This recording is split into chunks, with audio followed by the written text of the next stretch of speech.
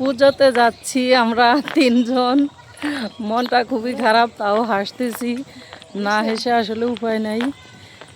গেলবার এমন দিনও অনেকে ছিল আমার সাথে, মেয়ে ছিল বিশেষ করে, তারপরে ননদ ছিল, আরেকটা মেয়ে ছিল, টুম্পা ছিল, তারপরে এবার খুবই একা, ভালো লাগে না।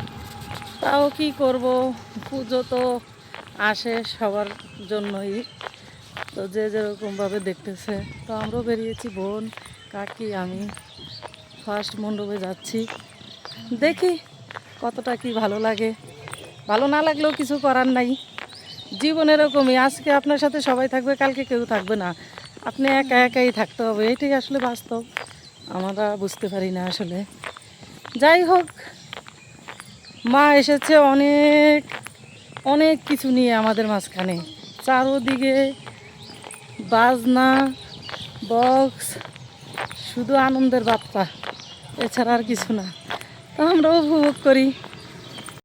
অনেক সুন্দর একটা সময় কাটালাম, আসলে সত্যিই অনেক ভালো লাগতেছে। চারোদিকে বক্স, ডিজে, আর আমরা সবাই ঘুরতেছি, যে যার মতো যেদিকে ইচ্ছা সেদিক চলে গেছে।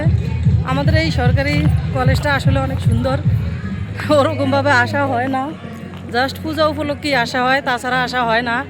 কিন্তু এমনি সময় আসলেও মনে হয় অনেক ভালো লাগতো। আমি যেহেতু আসিনি, খুবই ভালো লাগছে। তোমার কেমন লাগছে? ভালো। তুমি নেক্সট টাইম এই কলেজে পড়বা, তখন আমরা আসবো।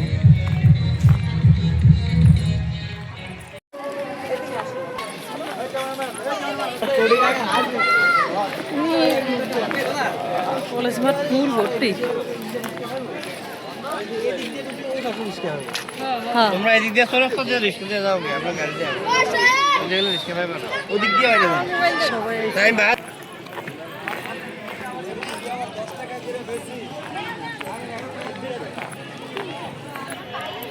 এই হচ্ছে আমাদের বিশাল বড় কলেজ মাঠ, সেই সুন্দর, সত্যি অনেক সুন্দর।